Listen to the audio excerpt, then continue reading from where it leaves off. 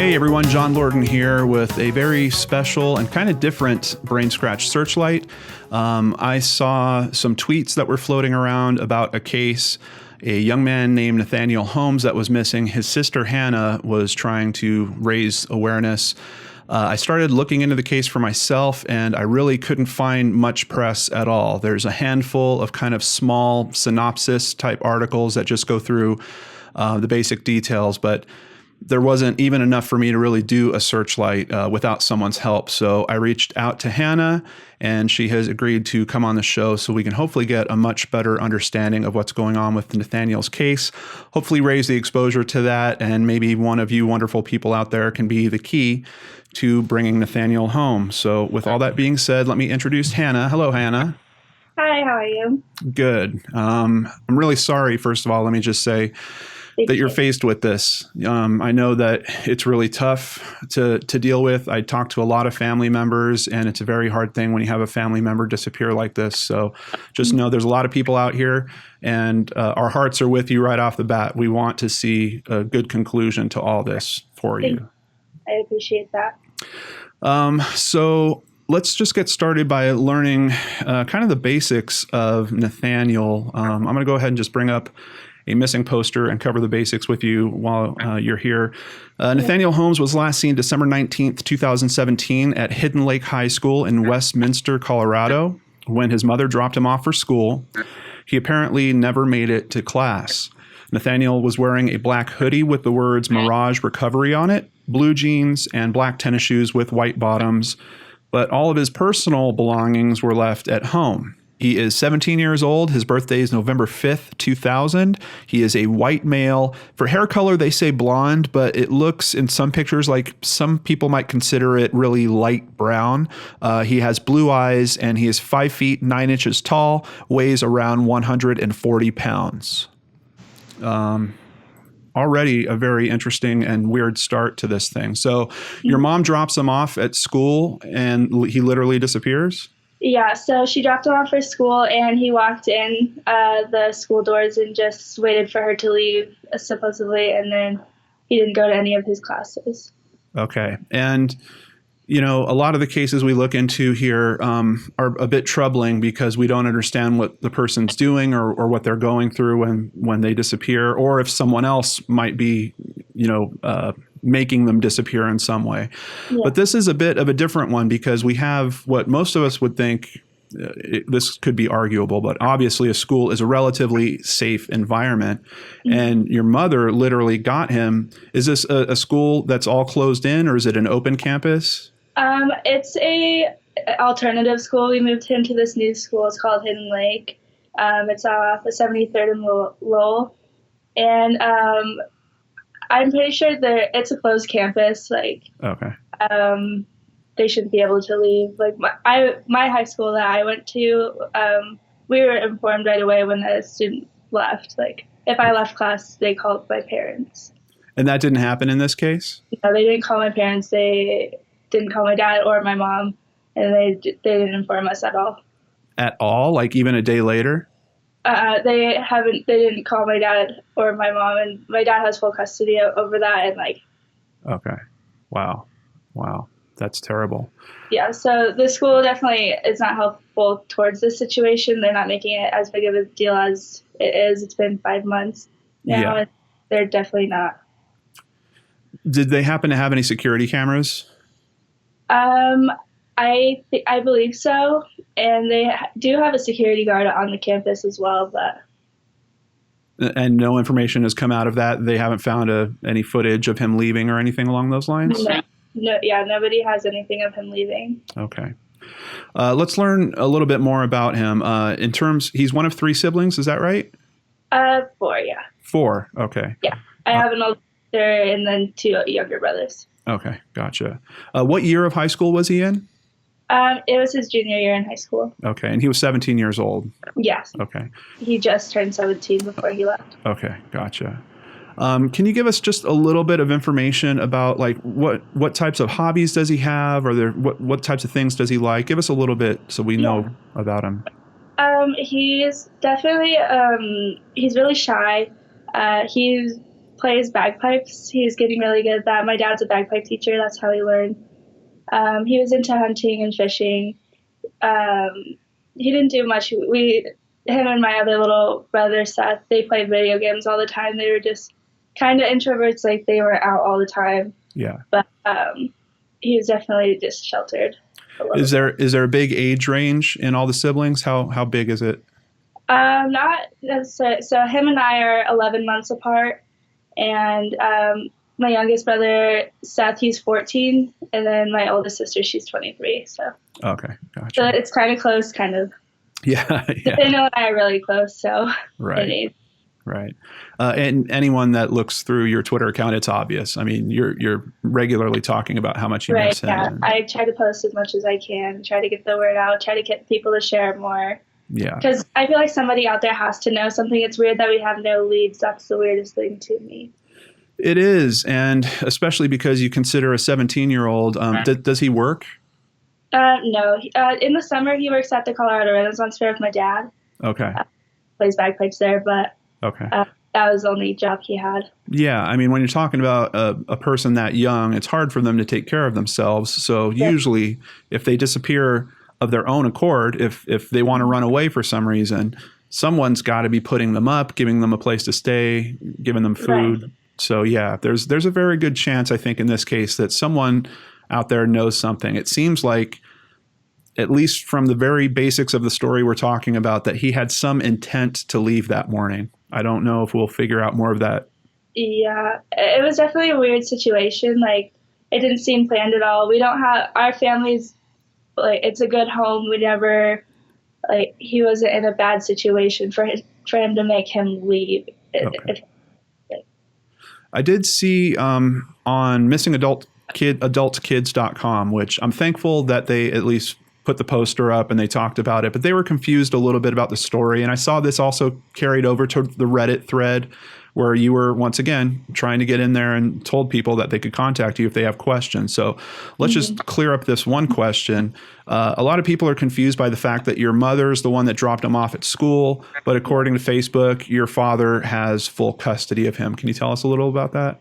Yeah, so the night before, every Monday we see my mom for dinner, and that night my little brother, Nathaniel, he stayed the night with my mom, and she was going to take him to school because it was the day before winter break, so we had like 2 weeks off of school. So we saw my mom every Monday, and so he's staying over that night, but my dad has full custody other than that, but that's the only time when we see my mom. And did he ever have any problems where he was talking about maybe not wanting to live with your dad at some point, or he wanted to move to your mom's or anything like that? Not necessarily, like, not in a bad way. Like, sometimes, like, we talk about, like, growing up and moving out kind of a thing, but it wasn't like, oh, I need to get out of here. Yeah. I don't want to go home. It was never anything like that. Okay. So that gives us definitely some clarification here. Your parents, do they live close together still? No. We're about like 20 minutes apart. Okay. So I mean, it's somewhat close, but. Yeah. Okay. So this is clearly not, just so that we could put the missingadultkids.com thing to rest, there is no family abduction scenario that we're looking at here. Okay. Yeah, we've all been out looking every day, doing whatever we can, and my parents have come back together to work on that. Okay. So. Well, that's really nice to hear. That's really nice to hear that they're helping with that and putting their differences aside so they can try to help each other. That's really cool. Yeah. It was definitely a wake-up call for both of them, I think. Yeah. Okay. What about any other family members? Are there any estranged aunts or uncles or cousins, anything like that he could possibly be going towards? No, I don't believe so. My dad's an only child, so we don't have any biological uncles or anything, but we have like close family members that we consider our uncles, but he wouldn't be with them because they're helping us. Okay. And we don't have any like other siblings or family friends that we would imagine him being with. Okay. All right. When is the last time that you saw him? The day he went missing was the last time I saw him. Was it before they left for school that morning, or were you getting a ride? Oh, okay. Yeah, so he was at my mom's, and my mom drove him back to my dad's house, and he had to get his blue math folder. And so he came home, and then I gave him a hug goodbye, and then that was it. That was the last time I saw or heard from him. Okay. And nothing weird? You didn't detect anything strange going on with any of this? No, not really. He did seem a little rushed, but it was because he was a little bit late for school. But it was, I mean, it was a little weird, but I didn't suspect anything of it because I just never would have expected him to do this. Yeah. So I still gave him a hug, told him I loved him, and then it was just a normal have a good day at school kind of a thing, Did he have a cell phone? He did, but he broke it, so he doesn't have it. We have his phone, we have his iPad and everything. We have everything that. Any trace of him in terms of social media that you've been able to pick up on? I've been messaging him quite frequently, just sending messages, but none of them are delivering anymore. They used to deliver because his iPad was on at my house. Oh, okay. But they don't deliver anymore. So on Facebook, sometimes it just says active, 2 hours ago active, and it's never said anything like that. He hasn't been online. Okay. Wow. Really, really strange. Is there anyone that is known to be the last person to have seen him? Anyone on campus or? I know the principal. He talked to the principal before he left. He really wanted to speak to his friend Anthony, but the principal wouldn't let Anthony leave class or something because he said that he really needed to talk to Anthony about something, and then he left after. Wow. Yeah, so the principal had told there had to have been something up, and he just let him go out of the school. He didn't. I don't think he looked into it as much as he should have. Yeah, this is strange. So you've already told me the school isn't cooperating. Now we have this weird situation where the principal we know was talking to him and he was asking to speak to a friend of his that was in class. So classes had started at that point already. Yeah. Yeah, they wouldn't let Anthony out to talk to him. And Anthony was his closest friend. He knew everything about Nathaniel. And that's what's weird, how Anthony doesn't know anything either. Do you think he's being honest with you guys, or do you think he really doesn't know anything? I don't know. It's hard to say because I do believe they wouldn't lie to me because I want to hope that. Yeah. But they are 17 years old. We don't know if they're standing up for each other or if some of their friends know something, because I just think it's so weird just that nobody has heard from him since December 19th. Yeah, that is really tough. I imagine your parents are probably pretty angry with the principal just in terms of that interaction. And yeah, it was definitely a long-going process because the principal wasn't helpful for a while. He wouldn't. I don't know if it's. I don't know if he said he didn't know anything, and then a couple of weeks later, he'd come up with a little more information, but he never straight out said, "This is what Nathaniel did this day." He wasn't acting weird. He was acting weird. He just doesn't. He wasn't any help at all. Are the police questioning him in any? Or is this a man or a woman? The principal. I'm not sure. Okay. I haven't spoke to him. I think a man. Okay. Do you know if the police have questioned him or her? I don't know. We have a detective on our case, Detective Tyus. I think he's been to the school a couple times, and the security guard there, I think, has talked to our detective as well. Okay. Are you talking about the detective that was assigned from the police department or a private detective? A detective by the police department. Okay. Is there a private investigator also working on this? We thought about getting one because my uncle it's my dad's best friend. He considered getting one as well. But since we have the detective, we weren't sure how much information we would get with how little we have. Yeah. Well, it's, private investigators can use a lot of different methods that police officers can't. And sometimes police officers don't like having private detectives around. So it is a really important decision to make. But, in a situation like this where you're talking over 5 months at this point, I would really start trying to pull out every set of eyes and ears that I could get on this. So, yeah. Yeah. I hope you guys consider it a little bit more. Yeah, I think we definitely are. I think we're taking cases more, because the Arvada High School, Nathaniel would hang around there a couple times. The police officer there said we should do the same thing, because it's just weird that they're not taking this case as serious as possible. Yeah. Because 5 months with no leads, and he's just marked as a missing runaway. And I feel like it should be more than that. You know, it'd be something if they had footage of him leaving the school that they were able to show your family. Or like to see if he left with anybody, but supposedly he left by himself. Yeah. I have a couple friends that do go to that school that transferred, and they said they saw him leave, but they didn't see him like go anywhere. They just like didn't pay any attention to it, because like you just see a student walking out of the school, oh, they're not going to class, or oh, they're doing this. Like you don't really get anything of it. Did he have any type of stash of money, a piggy bank or something at home? Not that we knew of. That's what is a weird thing, because he left with nothing, Right. and we have to call it. And he doesn't. I don't think he had a stash of money, but if he did, he would have taken it. But he left with that blue folder. We didn't check. He said it was his math folder, and that's what he came home for. Have you looked into his online history on his iPad or? We can't get all the way into it. We've looked at phone records. All we can get is the phone numbers that he has been contacting, but we haven't gotten into the iPad. We've tried, but he has just all locked up on everything. So. Okay.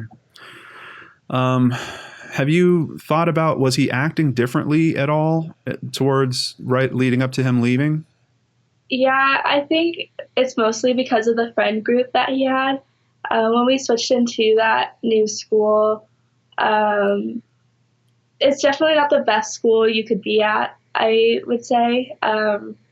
He didn't have the best friends, not the best influences, so I feel like his personality was changing a little bit. Like, he just seemed a little more negative about things, and which wasn't Nathaniel. Like, it was just a weird transition, but... What type of school was this? Was it for kids that are in trouble, or was it for? Yeah, okay. Yeah. So it's an alternative school, so it's a little bit easier than the public school, because he went to my high school, Pomona High School, but he was just failing classes. He wasn't able to get motivated. So an alternative school, it was going to help him get his credits faster and easier. Okay. It's just a little more hard on you, but they weren't hard on him at all. He wasn't doing good. I feel like that school did him, I don't know, it wasn't a good thing for him. Did he seem like he was getting depressed at all? Yeah, I think he was. Okay. And we were trying to get counselors and stuff for him, but he just I feel like you have to want to do that for yourself, because you're not going to want to listen to somebody if you don't want their help. And he didn't trust people like some people do. Yeah. That's a really tough spot to be in. I mean, I can imagine how you feel. Just, you're leaving your normal school, you're going into this new environment with a lot of people that are probably a bit rougher than you're used to being around. Right, yeah. And then, who knows in terms of what circle of friends you get into and what things are they into and how does that influence you? Wow. Did he ever run away from home before or have any instances like that? No, he's never threatened it. He's never run away. It was just so out of the blue. It wasn't even expected. Didn't find any letters or anything that he had left behind. No diary. No. My dad cleaned up his room a little bit, was going through some stuff, but we didn't find anything at all. Okay. I'm wondering about the Mirage Recovery sweatshirt. Is that a towing shop? Yeah. My mom works for Mirage Recovery. Okay. So it's she's a manager at that tow truck company. So it's just a hoodie that he was wearing that she gave him. Do you have a picture of the logo that would be on it? Yeah, I do. Okay. If you can send that to me, I'll show it to people right now in the video. And in terms of his new friends, did you know any of them, or was he explaining who these people were? Did he talk about them? Yeah, I knew who a couple of them were, but obviously he's going to have friends that we don't know about. But I did know a few of his close friends because that was the main reason why he wanted to go to this alternative school, because a lot of his closer friends were there. But I know a few of them. Okay. And have they been talked to? Has someone reached out to them?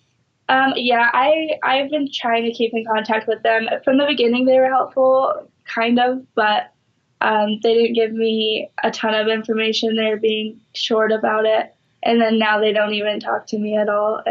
And so that's what I think is weird. I think they might know something that they're hiding, or because one of them was helping a lot at first, would like call and make sure, like, hey, I'll hang up posters, and then now he's like, I don't know how to help you anymore. Wow. Like, it's just like, don't give up on somebody you called your best friend, So Yeah, absolutely. That whole thing is a little weird to me as well. Well, just from what we know about this case so far, it does seem really likely that he's in some circle or some people have helped him escape for some reason. I don't know if there's something else at play that's motivating him to do that. It's kind of hard to tell from here. Do you have any thoughts on what could be going on with all this? I know he's a very vulnerable. I think whoever he's with is telling him he's better off without us. That's what I think, because he'll listen to anybody. He just like, he wants to fit in somehow. So I think if he's with a friend, they're telling him, oh, we'll take care of you. Like, they're obviously giving him shelter, probably clothes, food. Like, I think he thinks he's better off there, which he's not. We just want him home.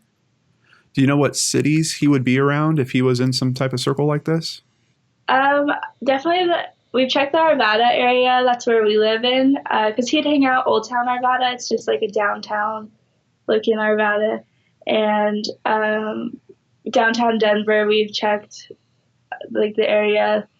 He would hang around the homeless people, we've learned. In Old Town Arvada, there's a shelter, and they all have known him. They've seen him before, before he went missing, and some people say they've seen him after he went missing. So, do we know what that was about? What type of relationship he was seeking there?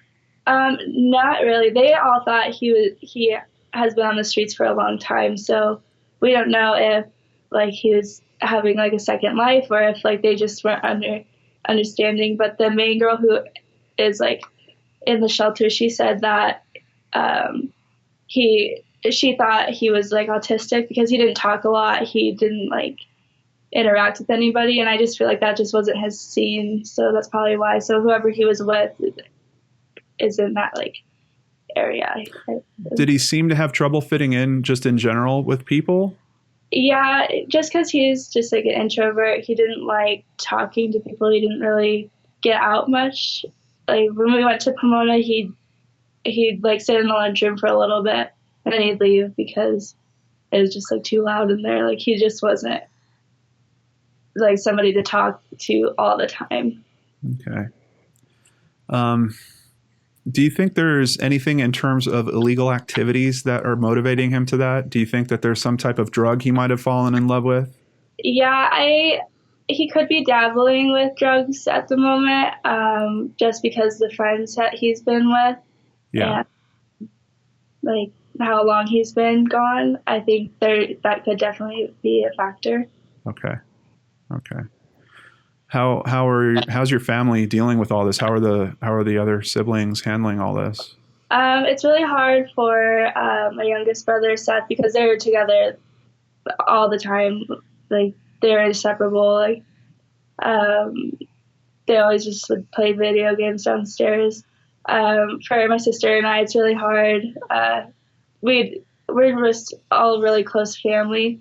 We all grew up together, so it's just really hard to not have him home, because it's weird coming home now. Even still, it's been 5 months. It's weird not seeing him at the kitchen table after I get home at work. Like, yeah, it's just a weird situation. Yeah, man. Well, thankfully, I've seen cases kind of similar to this before. There was actually a case that I just read about a month ago where a boy disappeared when he was 15. And he was found 2 years later, and he was fine. He just wanted to get away and do his own thing and not be tied down to anything. So I'm very hopeful that that is the type of outcome we're seeing here. I would rather that you guys didn't have to wait for 2 years for some type of outcome like that. In terms of your contact with the detective that's been assigned to it, has he been in contact with you guys regularly? Do you hear from him very often, or? I mean, I don't, but I think my dad talks to him regularly. Okay. Because I hear like the voicemails and everything, but I don't have direct contact with him. Okay. I talked to him a couple times, but I don't talk to him every single day. Are there any updates or anything that you've heard recently in terms of the investigation? Anything they're trying or looking into? Not necessarily. We have majority of the departments in the area looking for him. We have posters up everywhere when we go out, but there's not like a specific like investigation going on for him. Yeah.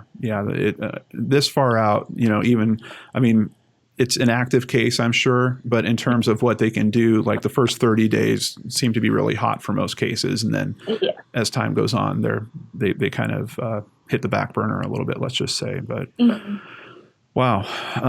Are you guys doing any fundraising or anything? Have you thought about that for potentially getting help for the private investigator or buying posters or? Yeah, I was thinking about a GoFundMe for like a larger reward for him, like whoever's he's with, because I feel like if he is with people who are involved with drugs, like they're gonna be like, oh, here's a ton of money, like I'd have that, or like a GoFundMe to help with the private investigator, like you said as well. Yeah, is there a reward currently available?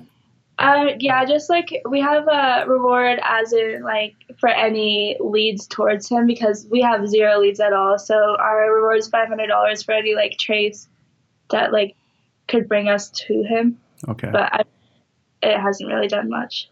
Okay. Well, we're at least getting the word out there, and I'm asking everyone that's watching this video, if you have friends, quite honestly, anywhere in Colorado, let's blanket Colorado. Please share this video with them. We have contact information in the description box below. You can get in touch directly with Detective, is it Tyus? Detective Tyus. Shawn Tyus. He's with the Westminster Police Department. You can call him at 303-658-4260. We've also got a case number, which is helpful sometimes in these things, 2017-22-174. Hannah, anything else you want to share with us before we go? I don't think so. Just the main thing is all we want Nathaniel to know is that he's welcome home. Like, we just want him home more than anything. It's been hard. It's the hardest thing I've ever been through, and I'm just willing to do everything to find him. Yeah, and Nathaniel, if you are watching this in any capacity, if you happen to see this, just know that I've seen a lot of situations before where people have run away from home, and I think you would be very surprised at the support that you would have if you came back to this situation. The fact that whatever you're dealing with is much easier to deal with when you have people that love and care about you with you, and you have the right resources to tackle something like that. So please consider getting in touch with your family. And even outside of that, if you do want to disappear for 2 years or 4 years or 6 years, it's very simple for you to just talk to a police officer, go to a police department, just show them who you are. I don't know if you have any identification, but I'm sure they have some way to identify you. You can tell them specifically you don't want to let your family know where you are, but you can let them know that you're okay. And that, I think, would be probably the second best thing that could happen in this case for you guys, right, Hannah? Mm-hmm. Yeah, just a welfare check, just so everyone knows that you're all right out there.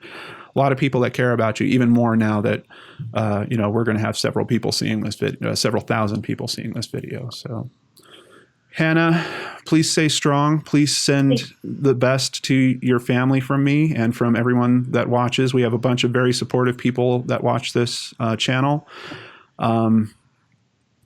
I wish there was something else I could tell you. I know that this is tough. The not knowing is the hardest part. But in this situation, I've looked in some situations where the outcome doesn't look like it could be so good. In this one, I really have hope. And I hope that you guys will hold on to that with everything you've got. There could be a very good outcome to come in this. So just keep that fire lit in you, okay? Okay. All right. And if there's anything else we could do for you, please feel free to reach out. You know how to get a hold of me if you need anything. Thank you. I appreciate this so much. You got it. Sit tight. I'll be right back with you just as soon as I'm done. Everyone, that is the case. Once again, I have all the information you need in the description box below if you happen to have a tip on this.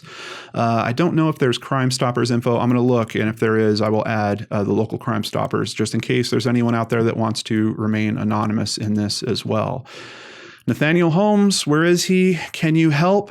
That's what I'm really hoping. And if nothing else, I'm just thankful that Hannah did such a good job raising exposure so we could at least catch on to it and try to raise exposure, because this is honestly, of all the cases I've looked into, this is the one that I've seen with the least amount of information. And it boggles my mind. I don't know why press, local newspapers or radio stations haven't got onto this case, but I'm hopeful that you guys will help me with that. So let's please share this with any friends you have in Colorado and see if we can do something to possibly bring Nathaniel home, maybe motivate him to at least let a police officer know that he's doing okay so that message can get back to his family. Thank you so much for caring about these cases like I do. I will see you guys back here tomorrow on the Lord and Arts channel.